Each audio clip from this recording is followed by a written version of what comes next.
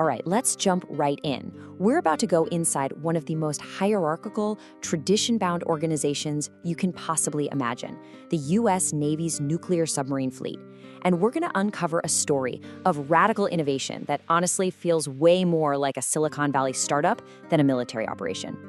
I mean, just get this picture in your head. You've got these elite nuclear submariners, the people responsible for billion-dollar machines in the most demanding environments on Earth. And to solve their biggest problems, they're told to ditch their uniforms and pick up arts and crafts supplies.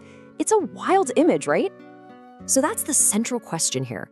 What on earth does arts and crafts have to do with national security? Well, the answer reveals a really powerful lesson about where true innovation actually comes from. But to get there, first, we have to understand the problem they were desperately trying to solve. To really get why they needed cardboard and hot glue, we have to look at the problem they were facing. It was a massive user interface issue, and it was so bad it even had its own nickname, Novology. Just take a look at this screen. This is what sailors were actually dealing with every single day. It's cluttered, it's confusing, and it's not intuitive at all. Now, when you're in a super high-stakes, high-pressure situation, this kind of interface isn't just frustrating, it is a massive liability. So here's what Novology is all about. Instead of ever rethinking the whole system to make it user-friendly, the old approach was just to bolt on a new function. Got a new capability? Just add a new button here. Another feature? Squeeze in a new switch there.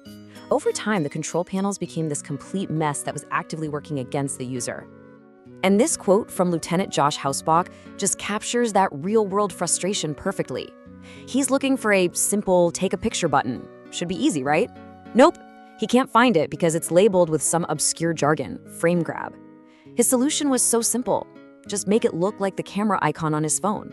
It's a perfect example of the massive disconnect between the system's designers and the actual users. So how do you possibly fix Novology? Well, it wasn't just about a new design.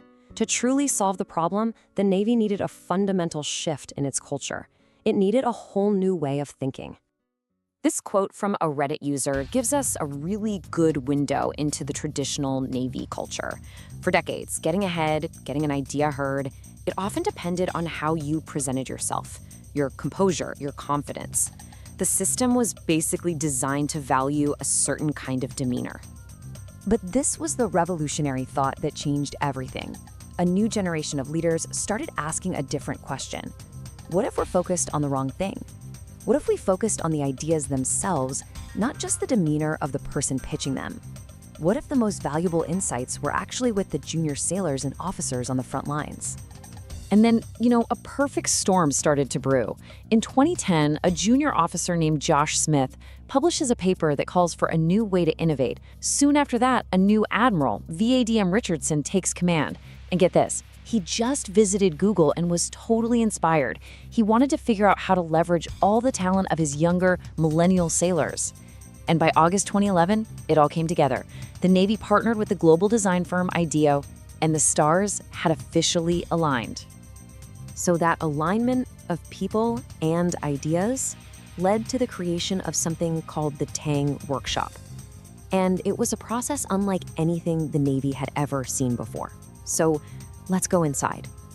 Okay, so at its core, the workshop used a 5-step process called design thinking. It all starts with empathy, truly understanding the user's experience.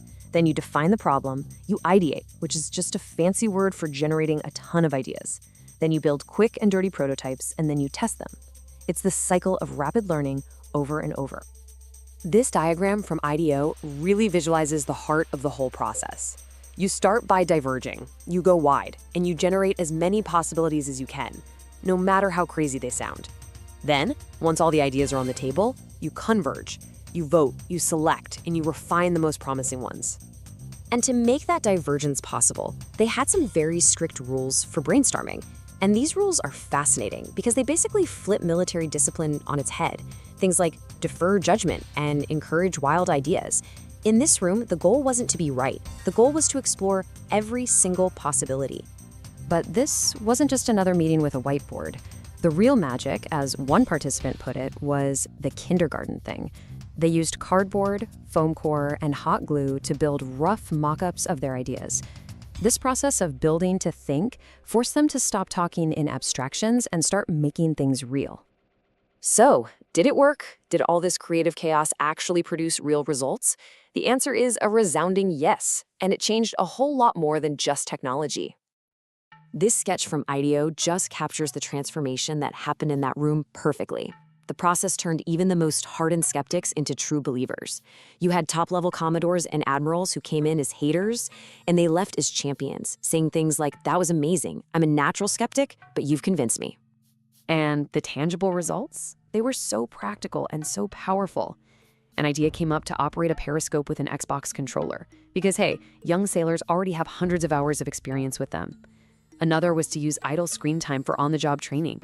And one software tool, called Predator, went from a prototype to being used in the fleet in just 12 weeks. That kind of speed is just unheard of for the military. Ultimately, this story isn't just about Post-it notes and Xbox controllers. The real breakthrough here was cultural. The Navy discovered this incredible, untapped resource, the creativity and the firsthand insight of its junior personnel, the very people who were using the technology every single day. And that leaves us with one final thought. If one of the most rigid, high-stakes organizations in the entire world can find a way to break down its own walls and empower its people to solve problems from the bottom up, then what does that say about the potential that's just locked away in our own organizations, our own teams, and maybe even in ourselves?